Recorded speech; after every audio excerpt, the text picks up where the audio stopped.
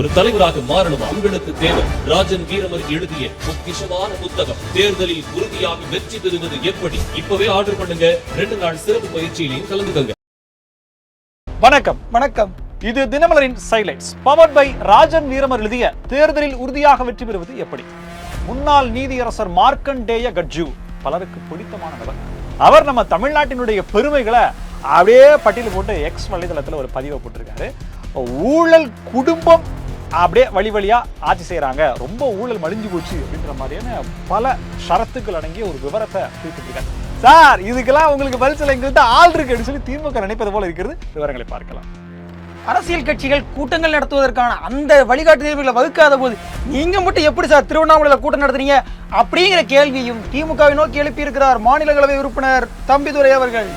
திருவள்ளூர்ல அரசு பள்ளியினுடைய சுற்றுச்சுவர் இடிந்து விழுந்து 7ஆம் வகுப்பு மாணவன் பலி. மணிமுத்தாறு அந்த ஆற்றிலிருந்து பாசனத்துக்காக திறந்து விடக்கூடிய அந்த பாசன கால்வாயினுடைய கரை 2வது முறையாக வெற்றிகரமாக உடைந்து நீர் வீணாகி இருக்கிறது. உயர்நீதிமன்றத்தில் அரசினுடைய நடவடிக்கைகளுக்கு எதிராக பதிவு செய்யப்படும் ரிட் மனுக்களுடைய எண்ணிக்கை ஆஹா ஓஹோ என்ற அளவிற்கு இருக்கிறது. இந்த 3 செய்தியும் ஒரு செய்தியாக பார்க்கலாம். தேசிய ஜனநாயக கூட்டணியில பாஜகவுக்கும் அதிமுகவுக்கும் தொகுதி பங்கிட்டு பேச்சுவார்த்தை நடத்த எங்களுக்கு இவரை கொடுத்தீங்கன்னா கரெக்டா இருக்கும் அப்படின்னு அவரு இவரை கேட்டு வாங்கினதாக ஒரு செய்தி பரவிக்கிட்டு இருக்கு. அவர் யாரு இவர் யாரு எல்லாத்தையுமே தெரிஞ்சுக்கோமே.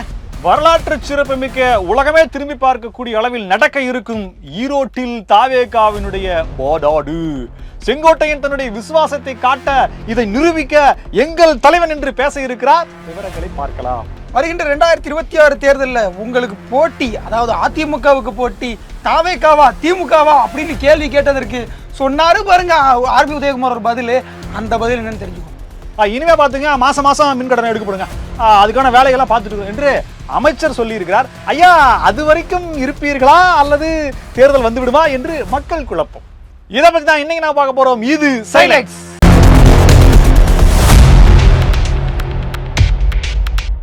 மார்க்கண்டேய கட்ஜு முன்னாள் உச்சநீதிமன்ற நீதிபதி.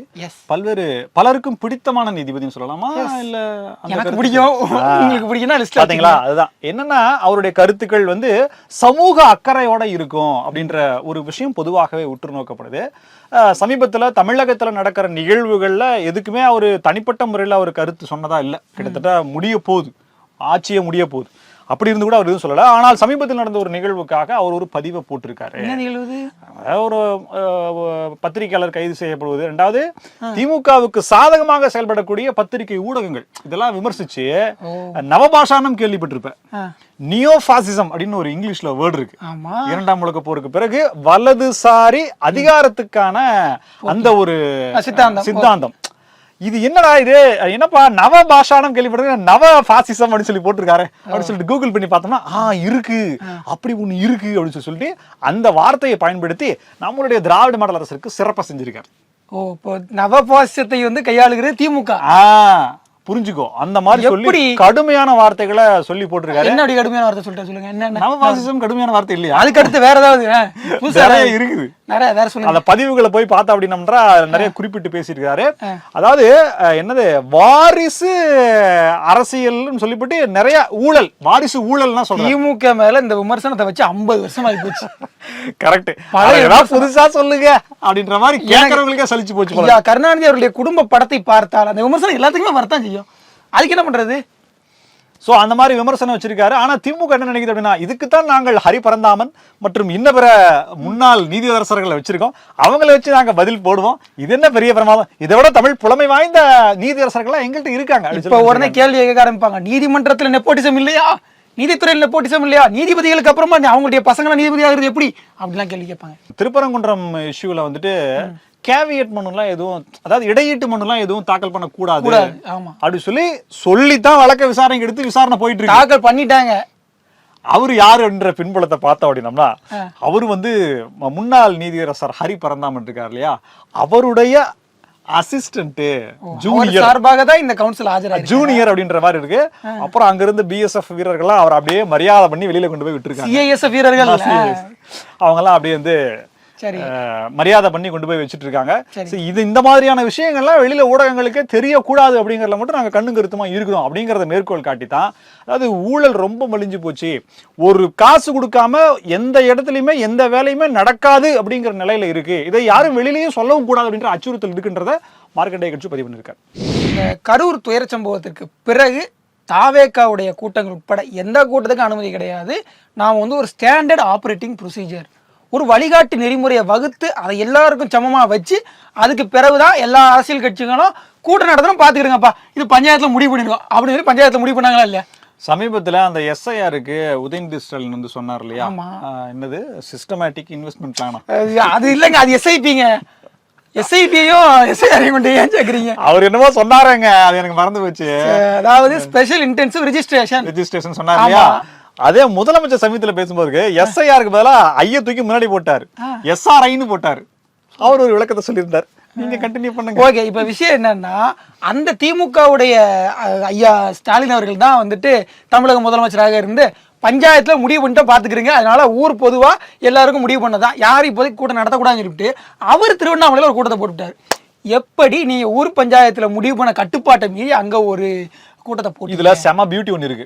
என்னன்னா 1.5 லட்சம் பேர், அதாவது மாநாட்டுக்கு உள்ளேயும் 1.5 லட்சம் பேருக்கு மாநாட்டுக்கு வெளியிலயும் இருந்தாங்க அப்படின்னு சொல்லி அவங்க சொல்றாங்க. ஆனா புகைப்படம் எல்லாம் வந்துட்டு பார்த்தோம் அப்படின்னோம்னா ஒரு 50,000 பேர் கூட இல்ல. இப்போ இந்த பிரச்சனையை கையில் எடுத்து 1.5 லட்சம் பேர் கலந்து கொண்டார்கள் அப்படின்னு சொல்லி திமுக மாநாட்டுக்கு சொன்ன அப்படின்னா, பாத்தியா 1.5 லட்சம் பேர் வந்தது நீயே ஒத்துக்கிட்ட, பாத்தியா இப்ப மேட்டருக்கு என்ன சொன்ன அப்படின்ற மாதிரி வந்துரும். இவ்வளவு பேருடைய கூட்டத்தை எப்படி ஒரு ஸ்டாண்டர்ட் ஆபரேட்டிங் ப்ரொசீஜர் இல்லாம கூட்டினீங்க அப்படிங்கிற கேள்வியா அதிமுகவுடைய மாநிலங்களவை உறுப்பினர் தம்பிதுரை அவர்கள் மாநிலங்களவை நேற்றைய சிறப்பு சைட்லைட்ஸ்ல அந்த பெருமைகள் எல்லாமே சில முந்தானத்து சரக்கு மாதிரியான வேக வைக்காத கறிகளை எப்படி எடுத்துக்கொண்டு சென்றார்கள், வாழை கண்ணையை அறுத்து கொண்டு சென்றது, அந்த இளநீர் அந்த கொலையை எப்படி எடுத்துக்கொண்டு சென்றது அப்படின்ற பிரதாபங்கள் எல்லாம் பேசிருந்தோம். எஸ், இப்ப அப்படிப்பட்ட கூட்டத்தை எப்படி கூட்டினீங்க? அதுவும் மற்றவங்களுக்கு எல்லாம் ஒரு சட்டம், உங்களுக்கு ஒரு சட்டமா? அதாவது சட்டம் என்பது மக்களுக்கு மட்டுமல்ல அரசுக்கும் கூட தான் அப்படிங்கறத வந்து சொல்லணும். நாடாளுமன்றத்துல 40 பேர் எந்திரிச்சு குரல் கொடுத்தாங்க பாருங்க, அப்படியே நாடாளுமன்றமே அதிர்ந்து போச்சுல. இப்பதான் அந்த இடத்துல ஒரு கேள்வி வருது. இன்றைக்கு திருப்பூர்ல பல்லடத்துல அம்மையார் கனிமொழி அவர்கள் வெல்லும் தமிழ் பெண்கள் என்று ஒரு மாநாடு நடத்துறாங்க. அது எப்படி நடத்துறீங்க, அதுக்கு என்ன ப்ரொசீஜர், என்ன அனுமதி எல்லாம் வாங்கினீங்கன்ற ஒரு கேள்வி இருக்கு. பதில் சொன்னா நல்லா இருக்கும். என் ஏரியாக்குள்ள வந்துட்டு நீ உன்னை சும்மா விட மாட்டேன். மற்றும் ஆஸ்காருக்கு, அதாவது ஆஸ்காருக்கான தகுதியுடைய ஒரே நடிகர் என்று சொல்லாத வர்ணிக்கப்படாத அரசியல்வாதி பள்ளிக்கல்வித்துறை அமைச்சர் அன்பில் மகேஷ் பொய்யாமொழி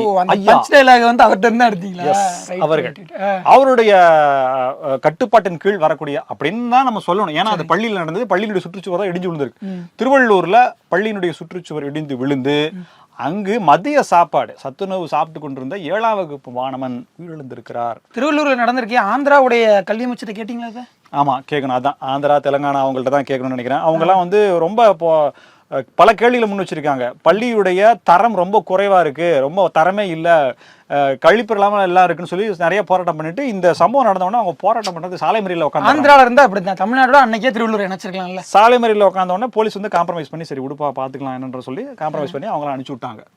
இது வந்து பாயிண்ட் நம்பர் 1. இந்த திருவள்ளூர்ல எப்பவுமே அட்டென்ஷன் சீக் பண்றதுக்குனே ஒரு கலெக்டர் இருப்பாரு, அவர் இதெல்லாம் போய் பார்க்கலையா? பார்க்கலாம். அது இந்த சம்பவம்லாம் கிடையாது, ஆளுங்கட்சிக்கு சாதகமான சம்பவங்கள் மட்டும்தான். அவர் பின்னாடி ஒரு கேமராமேன் இருப்பாரு, அவர் இங்க இருப்பாருன்னு தெரியல. அதே போல பாத்தீங்கன்னா சமீபத்துல தான் சோழவரம் ஏரி, அந்த ஏரி வந்து கரை பலப்படுத்துறோம்னு சொல்லிட்டு 44 கோடி ஒதுக்குனாங்க. கரைஞ்சு போச்சு. அதேதான் உடஞ்சு போச்சு. அதை வந்து யாரும் படம் எடுத்து போட்டக்கூடாதுன்னு தார்பாய் போட்டு மூடினாங்க. ஸோ இரட்டை செலவு, கரை கட்டி அது கரைஞ்சு போச்சு, அதுக்கு ஒரு செலவு. அந்த கரையை யாரும் போட்டோ எடுக்க தார்பாய் போட்டு அதுக்கு ஒரு செலவு. எப்படியோ நம்ம கஜானா உடஞ்ச கரையை மறைக்கிறது, இது ஒரு பெருமையா? அந்த பெருமையை பத்தி நம்ம பேசி முடிக்கிறதுக்குள்ள இந்த மணிமுத்தாறுல இருந்து தண்ணி திறந்து விட்டா பாசன கால்வாய் இருக்குது, ஒரு 80 அடி பாசன கால்வாய் இருக்கு. அது கிட்டத்தட்ட பல கிராமங்களுக்கு போய் ஒரு 30,000 ஏக்கர் அதன் மூலியமா பலன் பெறுது. போன வருஷம் தான் நெல் விளைச்சல் அதிகம் அப்படின்னு சொல்லி நம்ம கேள்விப்பட்டோம். ஸோ இந்த வாரமும் நல்ல மழை பெஞ்சிருக்கிறதுனால திறந்து விட்டுருக்காங்க. அது பாத்தீங்கன்னா ஒரு குறிப்பிட்ட இடத்துல கரை உடஞ்சி பக்கத்துல இருக்கிற வயல் எல்லாம் போய் அங்க இருக்கிறதெல்லாம் சேதமாயி போச்சு. என்னமோ இப்படி இது வந்து ஒரு 10 நாளைக்கு முன்னாடி தான், போன வாரம் தான் மறுபடியும் கரை உடஞ்சுது. அதே தற்காலிகமா சரி பண்ணி வச்சாங்க, மறுபடியும் அதே இடத்துல கரை உடஞ்சு போச்சு. ஸோ சில ஆண்டுகளாக இந்த கரையை பலப்படுத்தாம போனதான் இதுக்கான காரணம் அப்படின்றாங்க. ஸோ எப்படியெல்லாம் நம்ம காசு வீணா போகுது அப்படிங்கிறதுக்கு மிகச்சிறப்பான எடுத்து. அடுத்த வாரம் ஐயா தென் மாவட்டத்துக்கு ஒரு பயணம் போவாரு, அங்க ஒரு மாநாடு போடுவாரு. அப்ப இதெல்லாம் பாத்துக்கலாம். இப்போதைக்கு இதெல்லாம் வந்து பெருசா கண்டுக்காதீங்க. இதுதான்டா திமுக, இதுதான்டா திராவிடம் சொல்லி மேடைக்கு மேடை பேசுறாரு. இப்ப தெரியுதா அதிருதா அப்படின்ற மாதிரிலாம் சொல்றாரு. என்னன்னு ஒன்றும் புரியல. நம்ம அதிமுகவினுடைய இன்பதுரை வழக்கறிஞர், அவரு நாடாளுமன்ற உறுப்பினர், ஆமா கரெக்ட், அவர் வந்து ஒரு ட்வீட் போட்டிருக்காரு. என்னது? அதாவது சென்னை ஹைகோர்ட், மெட்ராஸ்ல இருக்கக்கூடிய ஹைகோர்ட்டும் மதுரையில் இருக்கக்கூடிய ஹைகோர்ட்லயுமே ரிட் மனுக்களுடைய எண்ணிக்கை அப்படிங்கிறது இந்த 4 வருடங்கள்ல வேற லெவல்ல போய் நிக்குது. காரணம் என்ன? எதை காட்டுறது அப்படின்னா, அரசு தன்னுடைய பணியை சரியா செய்யாம ஒரு டைரக்ஷன் கேட்டுதான் ரிட் மனு தாக்கல் பண்ணுவாங்க.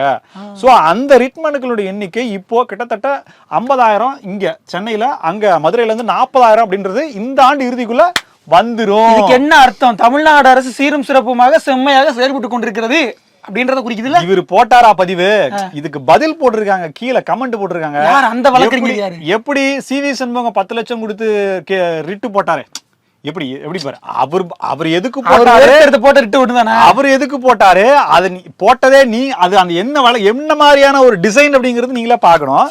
ஆனா அத வந்து இதுக்கு மேற்கோள் காட்டி எதை கேள்வி கேட்டாலும் திமுக ஏன் உங்க ஆட்சியில நீங்க செய்ய மாட்டீங்களா, அவங்க சரியா, இது கேட்ட கேள்விக்கு பதில் வராது. ரிட்டு இவ்வளவு ஜாஸ்தியா இருக்கு, உங்க லட்சணம் இந்த 50,000 ரிட்டு மனுல ஒரு மனுவை சிவி சண்முகம் போட்டாரு. 49,999 அது யார் போட்டது தெரியல. 2026ஆம் ஆண்டு 5 மாநிலங்கள்ல தேர்தல் நடைபெற போகுது. தமிழ்நாடு, கேரளா, வெஸ்ட் பெங்கால், இப்படி பல மாநிலங்கள்ல, அசாம்ல கூட நடைபெறும். ஸோ இந்த 5 மாநிலங்களும் நடைபெறக்கூடிய தேர்தலில் வந்துட்டு தேசிய ஜனநாயக கூட்டணி பீகாருக்கு அடுத்து அமித்ஷா சொல்லிட்டாரு, தமிழ்நாட்டுக்கும் வெஸ்ட் பெங்காலுக்கு தான் வரப்போறோம் அப்படின்னு. அதுக்கு எங்க முதலமைச்சர் பதில் சொல்லிட்டாரு தெரியுமில்ல, எத்தனை சங்கி படைகள் வந்தாலும் எஸ் அப்படி சொல்லியிருக்காரு. இப்போ விஷயம் என்னன்னா, அந்த விஷயத்துல நம்ம தமிழ்நாட்டுக்கு ஒரு தேர்தல் பொறுப்பாளராய் பாஜக நியமித்து விட்டது. பாஜக ஆமா பியூஷ் கோயல் அவர்கள் வந்து அதற்கான பொறுப்பாளராக நியமிப்பிட்டிருக்காரு. இதுக்கு முன்னாடி பைஜெயந்த் பாண்டா அவர்களை தான் வந்து முதல்ல பொறுப்பாளர் நியமிச்சாங்க. அவர் ஏன் திடீர்னு மாத்தினாங்க அப்படிங்கிற ஒரு கேள்வி வருது. செப்டம்பர் மாதம் 3 மாசத்துக்கு முன்னுக்கு தான் அவர் நியமிச்சாங்க, இப்போ திடீர்னு வர மாத்திருக்காங்க. என்ன காரணம் அப்படிங்கிறது தான் இப்போ கேள்வியாக வந்திருக்கு. அதுக்கான காரணம் என்னன்னா, பியூஷ் கோயல் அவர்கள் தான் எடப்பாடி பழனிசாமி பேச்சுவார்த்தை நடத்த கொஞ்சம் கரெக்டான ஆளு. அவருக்கு எங்க எல்லா முக்கிய புள்ளிகளை பற்றியும் தெரியும். அவருக்கு தமிழ் தெரியும், இவருக்கு ஹிந்தி தெரியும்.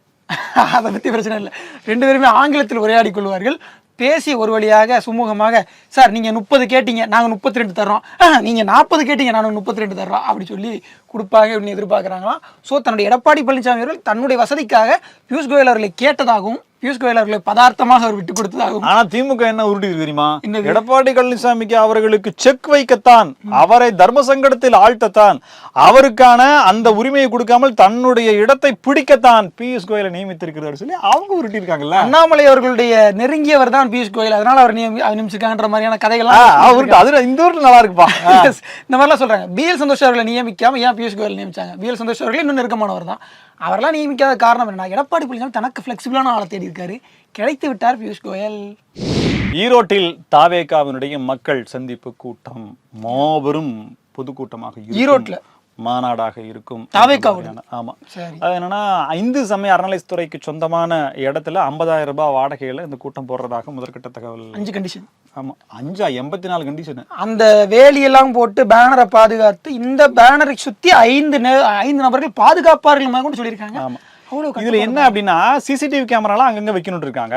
எத்தனை கேமரா எங்க வைக்கிறாங்க அப்படின்றதும் அந்த காட்சிகள் சிசிடிவி கேமரா பதிவாகக்கூடிய காட்சிகள் எங்களுக்கு வேணும்ன்ற மாதிரி எல்லாம் சொல்லிருக்காங்க. ஃபுட்டேஜ் மிஸ் ஆகக்கூடாது இல்ல. இப்ப இதெல்லாம் எதுக்கு கேக்குது? அப்ப காவல்துறை என்ன பண்ண போகுது? 2வது சில குறிப்பிட்ட பாதுகாப்புகள் வந்து பவுன்சர்களை வச்சு நீங்க பாக்கணும். எல்லாருக்கும் தண்ணி பாட்டில், அந்த பாக்ஸ் கொடுக்குற பாக்ஸ்ல தண்ணி பாட்டில் இருக்கணும். எவ்வளவு பேர் வருவாங்களோ, எவ்வளவு பேர் நீங்க சொல்றீங்களோ அவங்க மட்டும்தான் வரணும். அதுக்கு மேல ஒரு நபர் கூட எக்ஸ்ட்ரா வரக்கூடாது அப்படின்னு. என்ன நடக்க போதா? அதாவது வந்து 18 டிசம்பர் 18. சூப்பர். ஸோ அப்படி இருக்கும்போது இவ்வளவு கண்டிஷன்ஸ் போடுறீங்களே. சமீபத்தில் தான் அப்படியே மாபெரும் எழுச்சி பொதுக்கூட்டத்தை வெறும் காலி சேர்களுக்கு இடையில நீங்க நடத்துனீங்களே. 1.5 லட்சம் பேர்னு எப்படியோ எழுதாம எல்லாரும் எழுதிட்டு இருக்காங்களே. அந்த கூட்டத்துக்கு காலி சேர்கள் நடுவுல நாங்க நடத்தல, சேர் போட்டு வச்சா அவங்க வரல. அதுக்கு என்ன பண்றது? அதான் ஏவா வேலையா வாங்க உங்களுக்கு எல்லாம் பை மஞ்ச பை வச்சிருக்கோம் வாங்க அப்படின்னாங்க. அடுத்து பாருங்க, அடுத்து மேற்கு மண்டலத்துல ஒண்ணு போட போறோம். என்ன பேசிட்டு இருக்கீங்க? ஆமா கண்டிப்பா 4 மண்டலத்திலயுமே போடுவீங்க நீங்க, அது மட்டும் நெசம். இப்போ அந்த இதுக்கு என்ன ஸ்டாண்டர்ட் ஆப்ரேட்டிங் ப்ரொசீஜர்ஸ் நீங்கள் கொடுத்தீங்க, யாரெல்லாம் அனுமதி கொடுத்தாங்க, என்ன கடைபிடிக்கப்பட்டது, அந்த கறியெல்லாம் தூக்கிட்டு போனாங்களா அவங்களாம், என்ன ஒரு உணவு பரிமாறும் கூடத்தில் இவ்வளோ பெரிய கலவரமாக நடந்திருக்குது, பக்கத்தில் டாஸ்மாக் கடைங்களாம் இவ்வளவு பிரச்சனையாக இருக்குது, அந்த வண்டி வந்து ஒருத்தன் செத்து போயிருக்கிறான். இல்லை அதில் நிறைய விதமான இதெல்லாம் கொடுத்தாங்க, அதாவது சாப்பாடு, நொறுக்கு தீனி இதெல்லாமே வச்சு நிறைய பையா கொடுத்தாங்க. அந்த பையன் மட்டும் எடுத்துட்டு போயிட்டாங்க. இவ்வளவு கொடுத்தும் அவர்களுக்கு அதெல்லாம் போதில்லைன்னா அது போக வாழைத்தாறு இளநீ எல்லாத்தையுமே எடுத்திருக்காங்கன்னா பார்த்துக்கங்க, அவ்வளவு பசி. உடன்பிறப்புகள் என்றாலே அவர்கள் பசி. அவங்க சொத்துங்க, அவங்க மாநாடுங்க, அது அவங்களுடைய பொருளுங்க, அவங்க எடுத்துக்குவாங்க, வச்சுக்குவாங்க, கொடுத்துக்குவாங்க, வாங்கிக்குவாங்க. இது எதுக்கு நம்ம எதுக்கு வாங்கி எடுத்துக்க மட்டும் தான் செய்யறாங்க, கொடுக்குற மாதிரிலாம் ஒன்றும் தெரியல. ஸோ அவ்வளவு சீரும் சிறப்புமா கொடுக்கல் வாங்கலோட பங்காளி அன்போட நடந்த அந்த மாநாடு போல அதுக்கு என்ன எஸ்ஓபி நீங்க ஃபார்ம் பண்ணீங்கன்னு சொல்லலாம் கேள்வி வைக்கிறாங்க. இப்போ என்னன்னா செங்கோட்டையன் அவர்கள் சொல்லியிருக்காரு, நான் வந்து விஜய் அவர்களை வந்து இவ்வளவு தொகுதிகளை ஜெயிக்க வைப்பேன், 70 அதான் எடுத்த உடனே முதலமைச்சர் ஆக்கிடுவேன் அப்படி சொல்லி செங்கோட்டையன் அவர்கள் சவால் விட்டுருக்காரு. இதற்கு ஆர்வி உதயகுமார் போய் கேள்வி கேட்குறாங்க, சார் நீங்கள் தான் எதிர்கட்சி துணைத் தலைவர், அவர் இப்படிலாம் சொல்கிறார் சார், நீங்கள் ஏதாவது சொல்லுங்கள் சார், என்ன சார் அப்படின்னு கேட்குறேன். அதெல்லாம் கிடையாதுங்க, மக்களுக்கு தெரியுங்க, மக்கள் வந்து இதெல்லாம் பார்த்துப்பாங்க. பொன்மனச்செம்மல் எம்ஜிஆர் அவர்கள் எத்தனை வருஷமாக வந்து இதெல்லாம் திமுக எதிர்த்து தெரியுமா, 52 வருஷமாக சொல்லிட்டு இருக்கோம். அப்படி சொல்லி திமுகவுக்கு எதிராக நாங்கள் தான் சார், தாவேக்காவுக்கும் திமுகவுக்கும் தான் போட்டின்னு சொல்கிறாங்களே, உங்களுக்கும் திமுகவுக்கும் போட்டியா இல்லை உங்களுக்கு தாவேக்காவுக்கும் போட்டியா அப்படின்னு கேட்டார். என்ன சார் பேசுறீங்க அப்படின்ற மாதிரி அந்த கேள்வி கேட்டிருக்காரு. ஸோ தாவேக்காவே அவர்கள் ஒரு பொருட்டாகவே கருத, தாவேக்காவும் அதிமுக ஒரு பொருட்டாக கருத மாட்டேங்க. ஒரு ஹாட்டஸ்ட் நியூஸ் அப்படின்னா நம்ம இப்போ கேட்டதே சொல்லிடுவோம். திருவையாறு அப்படின்னா பஜனை பாடல்கள் அப்படி சொல்லி நினைச்சிட்டு அதெல்லாம் கிடையாது, கர்நாடக சங்கீதத்துடைய மூர்த்திகள். ஆமாம், எஸ். அங்கே வந்து துரை சந்திரசேகர் அவருடைய வாகனம் மோதி ஒரு பெரியவர் இறந்து போயிருக்கிறாரு.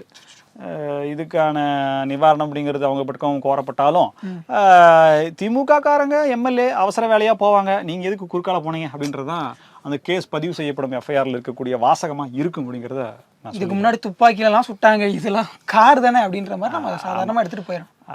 நம்ம அமைச்சர் சிவசங்கர் அவர் சொல்லியிருக்காரு என்னன்னா, அதாவது ஸ்மார்ட் மீட்டர் பொருத்தக்கூடிய பணிகள் ரொம்ப படுவேகமாக நடந்துட்டு வருது, போர்க்கால அடிப்படையில் நடந்துட்டு வர்றதுனால. போர்க்கால அடிப்படையில் ஆட்சி முடிகிறதுக்குள்ள டெண்டர் வேற விட்டாச்சு, அது வேற வந்துருச்சு, இப்படி போட்டு தானே ஆகணும். அது முடிஞ்சது அப்படின்னா எல்லாருக்குமே மாத மின் கட்டணம் அப்படிங்கிறது ரொம்ப மிக சுலபமா எடுத்துடலாம், அது இன்னும் பிரச்சனையே இல்லை. அதாவது ஆட்சியின் தொடக்கத்துல சொன்னது இப்போ தொடக்கத்துல எங்கேயா சொன்னா, தேர்தல் வாக்குறுதியில சொன்னதியா, அதான் சொல்றேன், 4.25 வருஷத்துக்கு முன்னாடி சொன்னதை இப்ப செயல்படுத்துறாங்களா, ரொம்ப வேகமா இருக்கு சார் இந்த ஆட்சி, ரொம்ப வேகமா இருக்கு. வேக கட்டுப்பாட்டு கருவி பொறுத்தீங்கன்னா மாதம் மின் கட்டணம் அப்படின்றத இனிமேல் யாரும் கேட்க மாட்டாங்க, ஏன்னா அந்த பணிகள் முடிஞ்சுன்னா தானாவே ஆயிடும். மின் கணக்கீட்டு அந்த அதிகாரி வந்து போக வேண்டிய அவசியம் இல்லை அப்படிங்கிற காரணத்துக்காக ஸ்மார்ட் மீட்டர். திருப்பத்தூர் பஸ் விபத்து இருக்கு இல்லையா, அதுக்கு காரணம் போக்குவரத்து தொழிலாளர்கள் ரொம்ப சோர்வடைஞ்சிட்டாங்க, ரொம்ப அதிகமாக பணிச்சுமை கொடுக்குறீங்கன்னு சொல்றாங்களே, உண்மைதானா சார் அப்படின்னு அவர்கிட்ட ஒரு கேள்வி கேட்கணும்னு மனசு ஆசையா இருக்கு. சார் பார்த்தீங்கன்னா பதில் சொல்லிடுங்க சார். வெளி மாநிலங்களுக்கு போகக்கூடிய அந்த போக்குவரத்து பேருந்துகளில் தமிழ்நாடுன்ற பேர் இல்லைன்றதை அவமானப்படுத்தி, அசிங்கப்படுத்தி, பங்கப்படுத்தி, மின்சாரத்துறைக்கு போன உடனே போக்குவரத்து துறையை மறந்துட்டீங்களா அப்படின்ற கேள்வி எல்லாம் வருது, கேட்குறாங்க. அது ஒரு குற்றச்சாட்டா போயிட்டு இருக்கு. எல்லாம் பாருங்க, திராவிட மாநிலத்துக்கு ஒரே புகழா இருக்கு, கொஞ்சம் பார்த்துக்குங்க.